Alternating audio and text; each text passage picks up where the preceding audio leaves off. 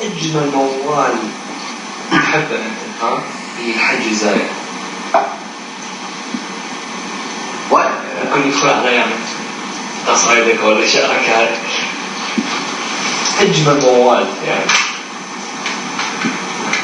هو الزايد واحد موالات يعني من الموالات اللي أنت يعني تفضلها يعني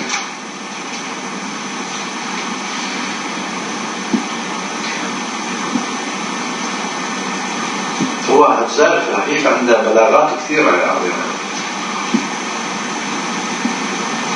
وعنده عذابات أيضا كثيرة في الموالات وحتى موالاته يعني موالاته عبارة عن قصائد كاملة يعني كل موال قصائد قصيدة في مجال فصعب أن يكون هناك موال يجمع كل ما يريد بس أكو زوايا معقولة جملة موالات اللي هو يعني أنا أعتبر راصد بها رصد عميق يعني موال عند يقول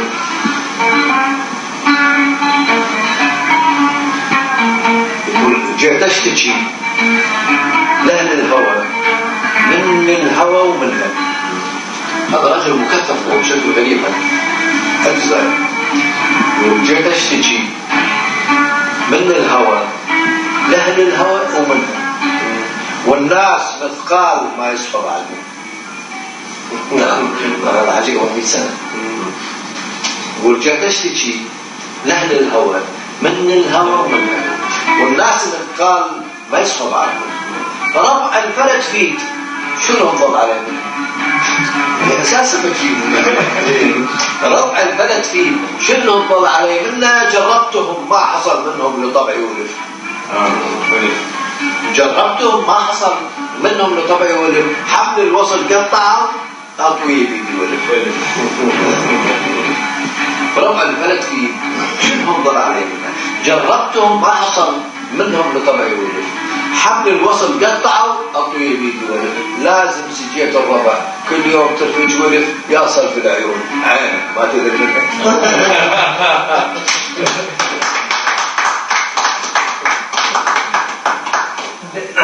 بس انت برأيك يعني شنو يعني مدى تأثير الشرح الجزائر أو يعني بالذات شعر الشعبي الموالات بالشعر الحديث الشعر الشعبي العراقي الحديث بالذات في الخمسينات لحد أواخر السبعينات هو الحقيقة الحج الزائر يعني مدرسة شعرية في نموذجها في طريقة تعاملها مع اللغة مع المفردة مع الموضوع في زوايا انتقائها للنظرة أو للمشهد أو للشخصية الإنسانية شخصية متميزة كالعادة بعدين عنده قدرة غريبة أن يعطي عافية لأي كلمة يتناولها حتى كلمات ميتة لا دلالة لها ولا دلالة لا دور لها من يتناولها الجزائر يتناولها يعطي لها حياة وهذه من عبقريات التناول الشعري أنك تبعث الحياة فيما هو ميت يعني نطلع شنها ليس سهلا بالعملية الجزائر عندها جبرة في الأخير أما ربطا بأشياء الحداثة فالجزائر طبعا في الحقيقة ما يمكن وضع يقارن به الجديد والقديم يعني الجزائر يعني كيان شعري قائم بذاته وكيان كثير يعني وفي بلورة الكلاسيكية القصيدة الشعبية يعني مثل ما أنا بقدر أقارن ما هو التمهيدات اللي أجراها أفرض مثلا المتنبي أو تمام أو أبو العلاء المعري للقصيدة السياقية صعبة يعني أن تلقي إلا أن تفتعل بس أنا أعتبر أنه الجسارة التعبيرية أو الرؤية أو الشحنة التعبيرية عند الشاعر القديم هي كانت عبارة عن صرخة للشاعر الحديث أن يتحرر بالصيغة القديم هو كان في عصره مكبل بقيود عصره بس كان اتساع الرؤية وقلق اللغة وقلق التعبير باللغة هي عبارة عن نداء للشاعر الآتي في جيل ما، في فترة ما، أن يتحرر كي يمتلك عملية تصعيد اللغة الشعرية، تصعيد التعبير الشعري نفسه. هكذا حد ذلك عندي شكر يعني مثل ما كان أيضا في الشعر العباسي، يعني الممتلئ المكتنز كطريقة أداء، يعني هي أداء لتحرر من يعني قساوة العروض العربي القديم، واللي طلع تشكيات هائلة على يد بشار بن القرن وحسن الوليد وأبو العاص، تشكوا من قساوة العروض العربي القديم، حتى طلع سخرية إذا طلع شيء أساسا، كل من يبكي على رسم الدرس ما ضر لو كان جلس، في السخريات يعني هاي الكلاسيكية القديمة اللي تبدأ بالوقوف على الأطلال وعلى الرسوم السابقة والآخرة. فأنا أرى أنه الشعراء الكلاسيكيين الكبار هم كانوا يعلنون الحاجة إلى إيجاد صيغة تحرر الرؤيا من قلقها، بس ما هم خلقوا في الموضوع، خلق بعدين الجيل اللي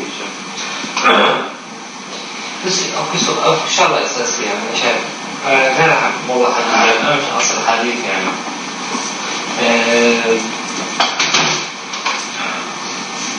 الآن كثير في هذا العصر تطرح طروحات عديدة بأنه الشعر ما له مكان في المجتمع بين الناس، باعتبار المجتمع تغيرات هائلة جدا حدث يعني طبعا باعتبار الآن العالم يعني نظام شبه رأسمالي يعني معظم بلدان العالم يعني فبالذات مثلا إذا ناخذ العراق وبعض البلدان العربية، فبالمستقبل أو الآن تجد بأنه الشعر راح يلعب دورا مهم. والله هو الحقيقة الأزمة أو العلة ليس في قصور الشعر أو في غلبة دور الفنون الأخرى على الشعر. الأزمة اللي حاصلة محصورة أنه أداة التعبير هي التي الآن ليست لصالح الشعر.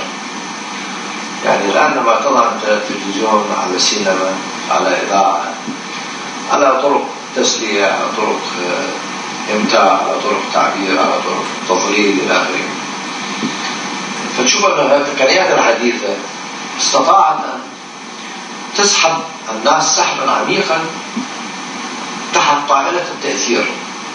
يعني الآن الإعلام الحديث يأثر على الناس أكثر من الكلمة، فالشعر هو شرط الكلمة. لما الكلمة الآن ما قدرت تنافس التلفزيون، ما قدرت تنافس السينما، ما قدرت تنافس الاحتفالات المفتوحة، ما قدرت تنافس الكاميرا، هذه شك في الحالة القدرة على التعبير تناشر تكون محدودة. يعني كيف أجرب هذا؟ تحكي لي بجند جبان بس وراء قنبلة ذرية، ما بيه شك هذا قادر يحسم المعركة ضد جند شجاع بسيف. فالخلاص هو تم على يد الأداة ليس على يد النوعية. النتيجة واضحة. يعني مثلا يعني ما بيه شك انه حينتصر، بس السؤال اللي يبقى في الأخير هل الانتصار بالأداة هو دلالة على عدالة القضية؟ أو دلالة على يعني حكمة التاريخ، ولا دلالة على لحظة تسلط؟ دلالة على لحظة تسلط. ما بيه شك انت تجيب شاعر، جيب أعظم شاعر جديد، اختار 20 شاعر من عظماء الأرض ويأتون يلقون بلغة واحدة على جمهور، وجانب الصالة اللي يقرأ الشعر جانب واحدة تسوي ستريبتيز.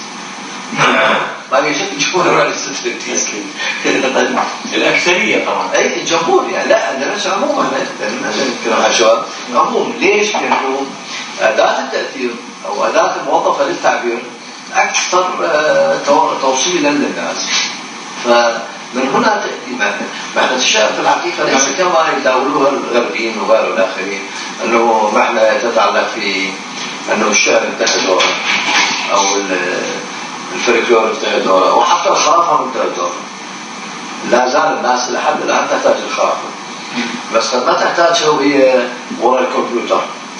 بس هذا اللي يضرب وراء الكمبيوتر على كل علمانيته بالليل طبب له واحد لابس كماعة شيء والآخر يخوفه بالليل، يبدأ يمكن إذا هو مسيحي يبدأ ينقل الصلاة، وإذا مسلم ينطق له شماية، ويرجعوا كلهم على الحاجة القديمة. فاللي حاصل هو اختلال في أداة التعبير. يعني قصد انه وهذا مثلا من الاستراتيجيز والإبداع منها في اتصال بها أمسية شعرية، يعني بالذات الفن الحديث او الابداع بشكل عام الان يميل للاثاره اكثر من يميل للصدق او اكثر من يميل لجانب مو الابداع، يعني هي العمليه وسائل التاثير نسميها. وسائل التاثير الان وسائل موظفه، وان كان هي وسائل التاثير في كل عصر موظفه. مثل ناصر عباس الشاعر كان يخرج بالبلاط ماشي. في كل العصور الوسائل التاثير على الناس موظفه ماشي. ولكن حدث في هذا العصر بس المشكله الان وسائل التاثير قادره باغراءاتها وتحاورها مع الخفي من النفس الانسانيه، قادره ان تجر النفس الانسانيه الى ما هو آنف، الى ما هو مؤثر مباشره، ويمتلك التاثير العميق بشكل معطل. الشعر ما يمتلك هذه الوسائل التاثير، ما قادر يمتلك. يعني انت بتقعد في افرض هسه انا قاعد لنقرا شعر، ما بيشكل الجو النوعي والمزاجي، اكو مناخ المتبادل بين الكلمه والمستمع، بين الذوق واللي يقرا الكلام. بس انت من تطلع نفس القصائد هذا بنفس الايقاع من الشعر تقراها بمجلس جمهور ب 500 جزء يختلف تلقى استجابه. صحيح. نفس ال 500 طلع لهم مايكل جاكسون كلهم بيرقصوا تمام. فالمتأتى هذا هو المتأتى انه الأداة التأثير والأبشع من كل هذا أداة التأثير الآن يعني كشكل بس، لأنه أفرغت الناس من قدرتها على أن تختار، شدتها على أن تتعبى في الموجود. وأخطر بها بعض الوسائل أنها يوم عن يوم تقود الناس للتدفيه، يعني تقودها للقشرة بس، تقودها للسطح، تقودها المكان بالذات. يعني قصدي المكان يعني مثلا قصدي هنا مثلا على سبيل المثال قبل شوي قلت مثلا احنا بلاد نعرف 5 او مثلا في صالة فيها 500 المكان. يعني مثلا انت بتقرا شعر وجودك بالسويد وجمهور اخر شيء جمهور بالسويد يعني او الدنمارك بلد قريبة والنرويج يعني يختلف عن وجوده مثلا بالوطن او اي بلد اخر. هذا الاستعداد انا شايفه. يعني مثلا نجيب مثلا يعني انا الان اطلع اقرا، اذا الجمهور الجاي عنده لحظه استعداد وحاجه وتوجه لان يتمتع بالشعر، يتاثر بالشعر، يتعامل مع الشعر، ما في شك تاثير الشعر عليه يكون اقوى. بس هذا الجمهور اذا كان هو اساسا ما عنده لحظه استعداد للشعر، عنده لحظه استعداد مفروض للمسرح، او عنده لحظه استعداد للديسكو، او عنده لحظه استعداد للهوس، ما بيه شك بالحالة أنت ما تصل. يعني هسه ممكن لو طلع الساعة 20 شاعر عظيم تحطهم قرون شعراء معروفين، يعني مو اللي يقول شاعر من أي مكان واعتمد على الشعر، لا اعتمد على الاسم هذا. لكن إذا ماكو لحظة استعداد للتعامل معهم اليوم، مو فقط بالشعر، بالسياسة. السياسة أيضا أنت تجيب هسه لو طلع هتلر، افرض مثلا طلع هتلر بالصين ما حد يمشي وراه، مثل ما ايضا طلع ستالين من نيويورك. اكو لحظه استعداد بين المؤثر والمتاثرين، هذه المفروض انه تتوفر. اذا ما توفرت تضيع. طبعا بالنسبه لي متوفر. وين متوفر؟ ما متوفر. يعني هي مشكله اساسيه. طلعت كبيره كل مدى تاثير الشعر بالشعر الحديث، أو في مثلا قصيدة التفعيل أو قصيدة النثر، الشعر الشعبي كمان هو معروف وجد قبل الشعر الحديث. والغريب أنت الاستعارة ما ممكن أنه نطلق عليها السرقة أو استعارة الصور الشعرية، مو الترجمة الكاملة للأبيات الشعرية. مثلا أعلمك رماية كل يوم فلما اشتد سعده علم طير المسحام حلو المعنى، هذا تعتبر ترجمة للمعنى لبيت شعري، ولكن نقل صور شعرية. والله الشعر الشعري إلى الشعر سواء الشعر التفعيل أو قصيدة النثر، استعارة الصور. أنا بالحقيقة ضمن ما توفر لي من المتابعة، يعني أنا شاعر طبعا أقول قصيدة شعبية بوضعها نموذجي. أنا ما أقصد الشعبية كل من كتب قصيدة شعبية مربع وغير كلمة، لا ما أقصد هذا. مثل ما في الشعر الفصيح أكو آلاف الأبيات هي زبد، بالشعر أكو آلاف الأبيات زبد. فإحنا نحتكم للمعيار أو للنوعية. الحقيقة أولا التململ في اللي حاصل للخروج على الصدر والعجز والعروضيات القديمة حصل في القصيدة الشعبية قبل القصيدة الفصيحة بما يقرأ 65 سنة، وحصل بواقع صيغ متعددة تطلع حصل في زمن حج زاير وزمن فتلاوي وزمن أقدم وأقدم، وحتى في العصر العباسي حصلت يعني خروجات على تقنين الصدر والعجز، تقنين العروض اللي حصلت كما هي أساسا حصلت في الفترة الموشحة الأندلسية، لكنها حصلت ضمن أنا أسميها مثل ما أقول الطيران داخل القفص. يعني هو صحيح طيران بس داخل القفص، ما مس السماء. يعني هذا الطير اللي يطير داخل القفص ما لاحظ السماء، فوق الطير داخل القفص ماشي ما لاحظ السماء. فهذه حصلت قبل التحولات اللي جرت عليها السياق والجيل اللي بعده. وللعلم من قصيدة النثر، وأنا شفتها في عد قصائد لعباس الترجمان شاعر النجم. قصيدة النثر كتبت على يد عباس الترجمان قبل محمد الباقر وقبل حسين بردان، قبل لا شعر قبل. وأنا خلدتها في قصيدة اسمها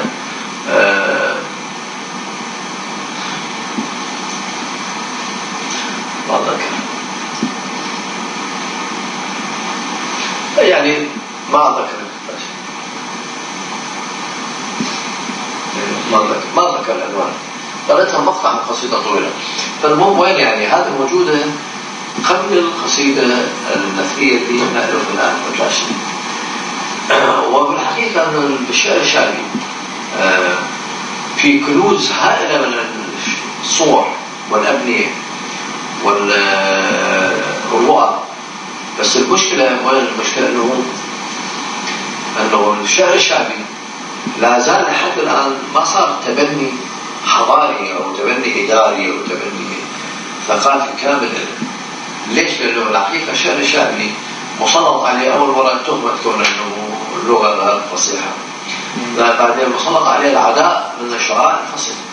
كل الشعراء الفصيحة عادوا الشعر الشعبي لأنه ينافسهم. والدولة طبعا الدولة الآن تريد بالإرث خطية، والطاقم المثقف من شعراء أي بلد هم مرتبطين بالارستقراطية، فهم هؤلاء يتنقون.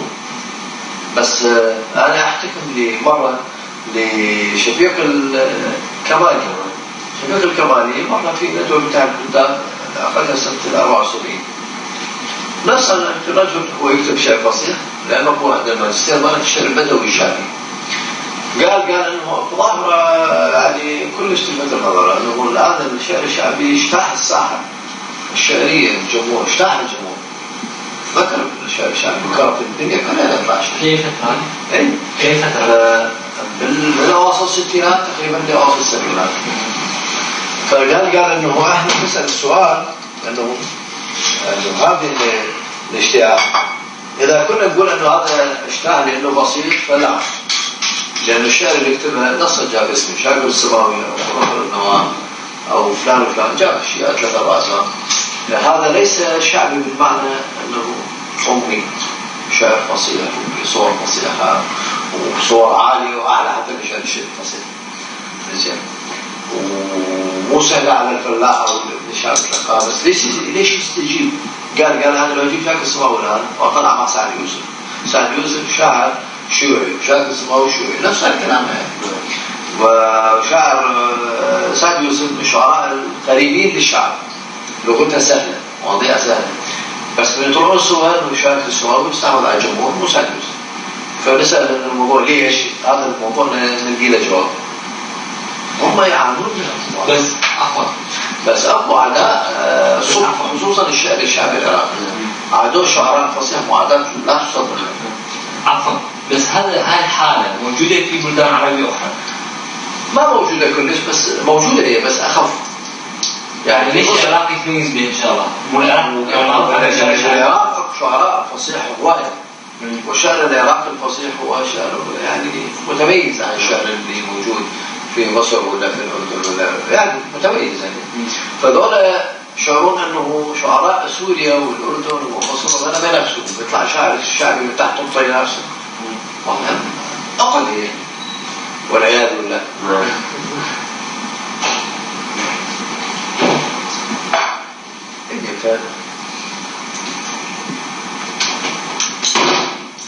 أول ما غير الشعر الشعبي والفصيح يعني الشعر بشكل عام يعني.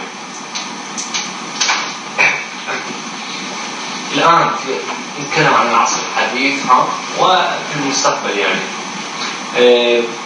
راح يلعب الشعر دور في التأثير على فنون أخرى مثل المسرح، السينما، الرسم، الرقص، والله أنا الموسيقى. يعني بصراحة اللي أراه ضمن ما أعرفه في فترة وجودي في العراق وفترة وجودي في الوطن العربي من الجزائر إلى سوريا، فترة متابعة لأمور ثقافية عديدة عربية خصوصا بجانب الإعلام الثقافي، ثم الآن في أوروبا يعني سابقا. اللي أرى أنه يعني هناك أكو موجة مقصودة والمقصودة للتفكيك النوع من العملية الإبداعية. النوع من العملية الإبداعية محاولة تفكيكها ليس في الشعر فقط، في كل شيء. يعني مثل ما أقول تفكيك الأسرة يجي لي تفكيك الشعر، يجي لي تفكيك الرواية. الآن المسرح شوف العمل المسرحي ما تقدر تنسب أنه هذا عمل مسرحي، داخل بالتشكيل على الموسيقى على الرياضة على الجمناستيك على مشي هو اللي ينسب لنا. والأهم من كل هذا وهذا أنه هاي الأعمال تقدم يغير فيها الإنسان، ما موجود الإنسان. أو تكوينات متنوعة مخموطة تقدم لك تمتعك الجزء لكنها لا تزرع فيك حاجة. وكذا نقدم لك تقنيات. إيه هذا مضبوط يعني أتذكر المقالات في سوريا مقالات اعتراضية حادة على الوضع. صح. ليش؟ لأن عارف أنه عندي من الأخير يعني ضيع على الكل يعني فرص أن يواصلون النموذج الإبداعي اللي مألوف وهو نموذج الشعر والمسرح وغيره. أوكي أنا إلى جانب أن يتطور العمل المسرحي، وليش هو العمل المسرحي يتطور يعني في زمن يعني الآن في الفترة ما هو تطور في زمن شكسبير وتطور في زمن الرومانيين وتطور في زمن براتشو وتطور في زمن أبتر. ده كان عصر ذهبي. كل ما نتطور في زمن عصر ذهبي. كل ما نتطور في زمن عشان بس احتفظ بكونه مسرح. أما الآن يعني تأتيني هذه أي عمل شو بالتلفزيون يعني خصوصا الغرفة يعني عمل يميل إلى التسطيح وإلى تفكيك الوضع أنه إسارة. إذا ما نقول إسارة التقنية أي يعني تفكيكه يعني لما تفكك وضع أنه إسارة. يعني الآن طلع فكرة يسموه مدرسة اللا معقول بالشعر، يريد يكتب مفروض أنه قصيدة عرق تأثير قصيدة عرق، يحرص أنه تخطيء القصيدة يعني تخطيء أجزاء القصيدة بحيث بدي تطلع على شكل بطل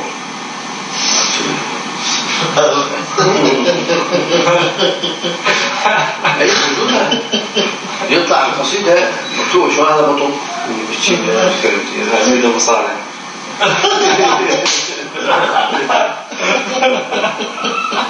بس ما تعتقد انه المسرح هذا التشكيلات معينة والوان مختلفة واقوية يكون اجمل مما عليه اذا كان مسرح تقليدي او مسرح خطابي او مسرح افكار مثل هاي. نرجع لنفس بداية الكلام انه المسرح موضوع الأدوات صار يعني موضوع انه الان الطريقة التعبيرية هي طريقة تعتمد على أداة أكثر ما تعتمد على نوع البناء. يعني أوكي أنا إلى جانب أن أستخدم كل التقنيات الحديثة بس لازم أستخدمها من أجل العمل الفني ومن أجل الإنسان داخل العمل الفني. يعني كيف أجيب لك يعني ناخذ نحلة تطلع في كل الحقول وترشف من الزهور الرحيق بس هاي النحلة من ترجع الخلية مالتها تريد تبني مش تبني لازم عسل فما أقول يجي من الرحيق من هالوردة والذبة رحيق شو الذبة رحيق فالحالة ما أعرف وظيفة يعني النحلة تروح كل الحقول تأتيني بالرحيق بس تروح للنحلة للخلية مالتها تصنع لي رحيق أنا أروح أي تصنع الصاعة أنت روح أنت لأي فن هات من أي مكان أخي هات عدسة تركتيز بس أنت نفذ في لحظة عدسة تركتيز يعمل لي موضوع درامي ولا أخر حل يعني مثلا بسيط تلقي لك واحد أنا هاي صارت معي أنا أتذكر مرة رايحين هذا الكلام سنة 55 كان ألان دالاس وزير خارجية أمريكا ومن أشرس معادين للشيوعية والمخطط الآن ذاك اللي وضع لتخريب التحسبات وضع ألان دالاس وأخوه روبرت دالاس ماشي فطلع ده يخطب ألان دالاس أنا كنا قاعدين بس أتذكرها في السينما ميامي وساحة التحرير طلع ألان دالاس سوى ليش طلع تذكر كمان الفيلم يطلعون أخبار عالمية فطلع ألان دالاس خلي إذا شدوا ده يمشي واحد من دول جماعتنا بالأربعين صرخ بزيج بشرف الأنبياء أنا قلت هذا أعظم زيج بالتاريخ بشرف هذا الزيج يعني أفضل هذا الزيج يعادل مضامرة كاملة للحد اللي ورد شو تخيل شعلوا الأولين بالصالح لأن أقول له هذا اللي زيج وبيجوا أمن يفترون ولا أمن كل عرب بأمن زين أنت هذا اللي يضرب زيج بهالشكل في لحظة مناسبة ويوضع يستوعب إثارة وإدانة يعني هذا لو طلع يضرب زيج بالبار بدل شغل بيه فأكو لحظة توقيت صح دائما أكو لحظة توقيت أنت يعني جوك يسمى حاجة زائرة ما أقولنا شعر زائرة يعني أكو كلمات لا يمكن أن توظف شعريا مستحيل بس حاجة زائرة وظفها جوك يسمى بيت شو وظف عند بيت يقول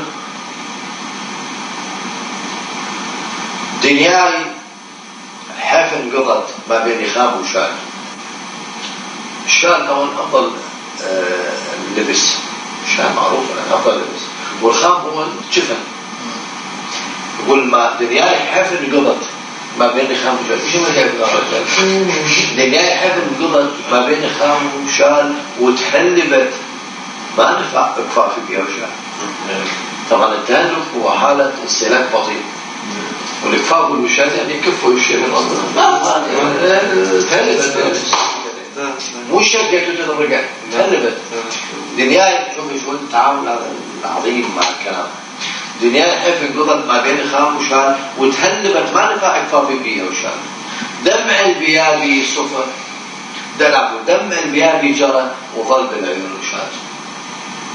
يعني الدم عليه خلاص وشال.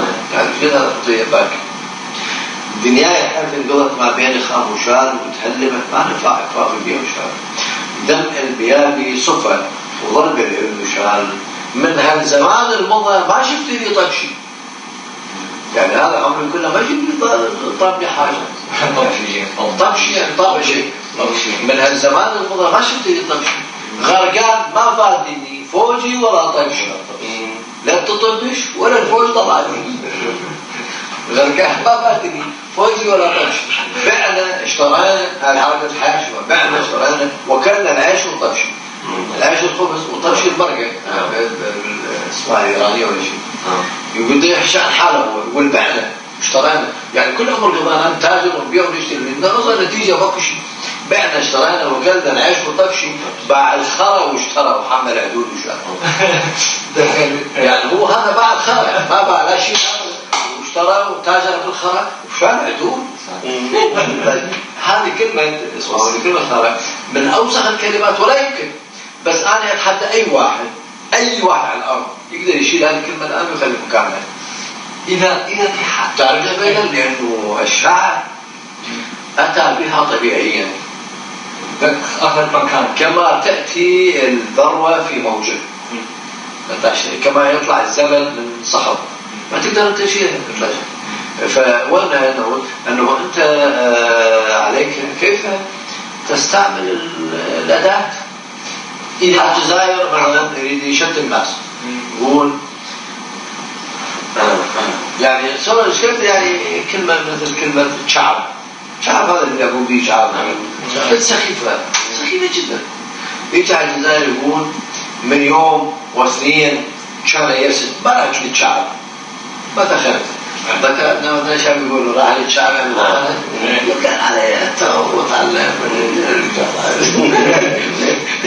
يقول من يوم شوف الزمن شو اختصر من يوم واثنين كان يسد يعني ما قالوا من 40 سنة و50 سنة لا من يوم واثنين وطبعا أنا أقول الزمن من يوم واثنين كان يسد ما أهل الشعب الأبأس ومدروحتي منهم رديت شعب الكاسري قال لا ترجع سالفه من روحتي منهم رديت شعب عنبر يحرزون هذا انتبه على لباقنا البعثين عنبر يحرزون من عقب الدخل والضرب كلهم جربان ولا جربان عقب الكراب يقول بعدين جاي من يوم واثنين لا ذكر من يوم واثنين عشان لا يصير ما الشعب اي صحيح عقب الكراب يقول من يوم واثنين شرقع الشعب من يوم واثنين عشان يصير ما الشعب عقب الكراب يقول للثورة دقع الشعب هذا ذكر من يوم واثنين عشان يصير ما الشعب وروحتي منهم رديت شعب عقب الكراب ويقول للثور دقع الشعب. يعني هو أساسا الثور بلا كراب بلا تعب ما يقعد شعب ما يقعد مستعجل شيء ثور يقعد شعب فهذا يجي تعجيز بعد الكرام يعني بعد التعب يقول الثور يقعد شعب تعجيز عقب الكرام يقول الثور يقعد شعب عنبر يحرزون من عقب الدخل والضرب أدعس أنواع الحبوب يمكن هي الدخل والضرب أدعس أنواع. فطبعا عنبر مو بس يأكلون يحرزون يضمون عنبر يحرزون من عقب الدخل والضرب كانوا يهول يعني يعيش بالصحراء لا شني لهم وضرب لا مستشن ولا ضرب كانوا يهولون لا شني لهم وضرب ومن حكيهم طيروا من جبتي وضرب كلهم خريش ما شعب فيهم تنكتب شعب حتعطيك الفكرة أن الخراشة هي كبيرة عظمة كبيرة لكن ما تدخل باللعب لأن ما توقف يعني الخراشة تثبتها شكل توقع تعرف هاي الكورة فعارف تدخل باللعب فيقول كلهم مش ما شعب يعني بدحكي باللعب يعني كم فوين كان يعني هذا هو البلاغة في التداول بلاغة في التناول الأشياء فما في شكل يعني أنا ما عندي مانع أنه أنت وظف حتى لو واحد بس وظفه بشكل معبر وبشكل مؤدي أن عودة لحديثنا الأصلي أنه الآن العالم كله يتآمر على نفسه الآن البشرية تتآمر على نفسها جديات، يعني يصير يعني أرجو يعني خلينا تقطع بعض الجيوب نذكرها كل الكرة الأرضية تتآمر على نفسها. ادرس كل الجولة حولها، شوف كل العالم يتآمر على نفسه. الشيوعية يتآمر على شيوعيته، والبعثية يتآمر على بعثيته، والرجعية يتآمر على رجعيته، ما أدري شيء يعني. العالم في هوس غريب عن شيء. العالم يعني حتى سهلي يعني ما قاعد أحكي الآن رجعية بالمعنى اللي أفهمه قديما. شفتي هذا رجعية ما تجي تسوي خليل بالتقدم مضروب يعني. ولا انتزعت عزبيات العمل العظيم وراء 70-80 سنة تنتهي في هذا البلد العظيم يستحون يسوون نفسهم شيوعيين. مو سهل. وأيضا سقوط يعني. بس شنو رأيكم غورباتشوف؟ بس بلا هذا يقول لك إنسان مصلح شو أصلا دمر البلد. أكبر منهزم بالتاريخ. غورباتشوف سوى عملية بالتاريخ كله ما حد سواها، لأنه لأول مرة بالتاريخ هناك دولة أو نظام يقود هزيمة نفسه. يعني كل الأنظمة هي سقطت بقوة ما تحتها. هذول هو الوحيد اللي يسقط نفسه. بليش يقول لك العالم يتآمر على نفسه؟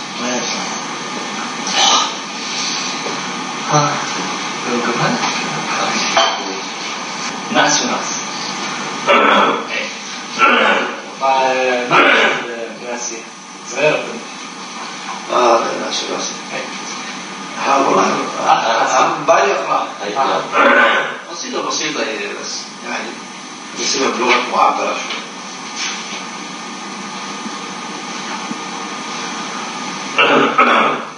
قصيدة يقول ناس وناس. يقول ناس وناس دنيانا أصبحت اليوم ناس وناس. طبعا أقول يا سيدي تبدأ الأزمنة هذا مكتوبة 25 سنة 66 أصلا نطلق هذا 66 يعني مكتوبة 66 يعني مكتوبة صار زمن طويل يعني. يقول ناس وناس دنيانا أصبحت اليوم ناس وناس. حط جدميك ويا جدام اللي يغلط يحط الراس. ناس وناس دنيانا أصبحت اليوم ناس وناس. حط جدميك ويا جدام اللي يغلط يحط الراس. دنيا اليوم بحر هموم، واللي يفوج للشاطئ يصل محتوم. دنيا اليوم بحر هموم، واللي يفوج للشاطئ يصل محتوم. واللي صبط ذراع لف الروج لف وراح وامسى بهالبحر. لف الروج لف وراح وامسى بهالبحر شلوح حتى من الجو محروم. واللي يريد لا من هاي لا من ديج فن يوقف على الروج. فن يوقف على الروج.